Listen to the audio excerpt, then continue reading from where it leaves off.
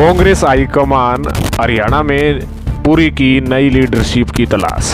जी हां, हरियाणा में अब कांग्रेस हुड्डा व शैलजा के दबाव से होगी मुक्त। खास रिपोर्ट है इस वक्त की, ध्यान से इस वीडियो को शुरू से अंत तक देखिएगा। आप यदि कुछ कहना चाहते हैं तो आपके लिए मोमेंट बॉक्स रेडी है। जी हाँ, आपको बता दें कि हरियाणा सरकार का कार्यकाल लगभग 5.5 माह का हो गया है। कांग्रेस आज भी वही खड़ी है जहाँ कल खड़ी थी। कांग्रेस की एकजुटता के सारे रास्ते बंद दिखाई दे रहे हैं। अगर कुछ बढ़ रहा है तो वह गुटबाजी की दरार। हालात ये है कि कांग्रेस नेता विपक्ष का चयन तक नहीं कर पाई। प्रदेश के इतिहास में बजट सत्र बिना नेता विपक्ष के रहा। इतना ही नहीं, पार्टी प्रदेशाध्यक्ष तक नहीं चुन पाई है, जिसके चलते पार्टी में भगदड़ मची हुई है। जो रुका हुआ है उसे सिर्फ हाईकमान की ओर से कुछ अच्छे की उम्मीद है। दीपक बाबरिया की जगह प्रदेश प्रभारी का पदभार अनुभवी नेता बीके हरिप्रसाद को चुना गया है।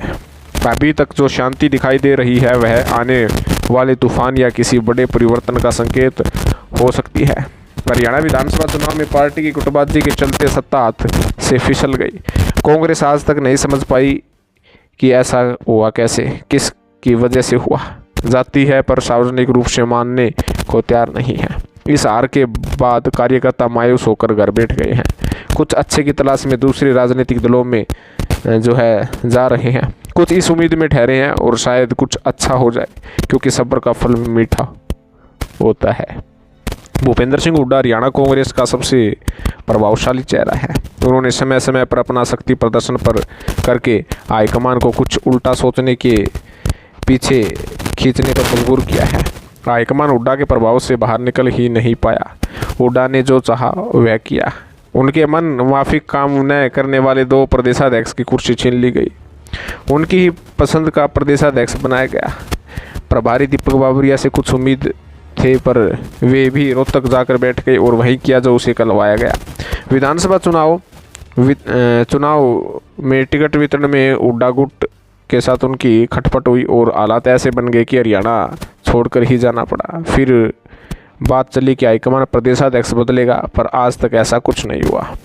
फिलहाल हाईकमान अपने नए लीडरशिप की तलाश में था और लीडरशिप की तलाश पूरी हो चुकी है। बताया जा रहा है कि प्रदेशाध्यक्ष भी नया होगा तो नेता प्रतिपक्ष भी नया हो सकता है।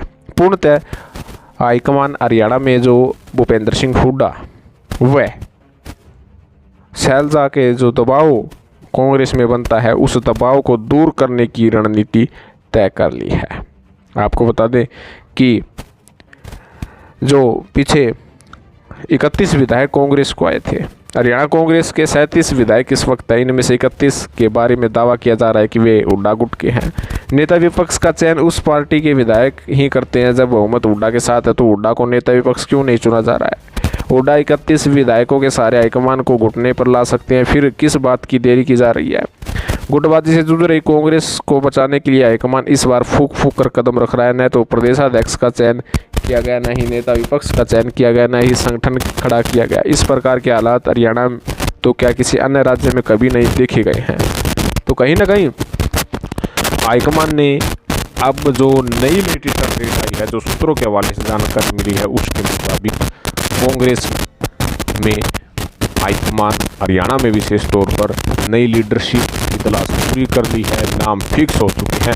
उचित समय पर अच्छे तरीके से चक्रव्यूह रच के उनके नामों की घोषणा होगी। तो आपको क्या लगता है, क्या हरियाणा कांग्रेस में जो दरार है वो दूर हो पाएगी? क्या गुटबाजी दूर कर पाएंगे? क्या नई लीडरशिप मील का पत्थर साबित होगी? कमेंट्स जरूर करें, चैनल को जरूर सब्सक्राइब करें। धन्यवाद।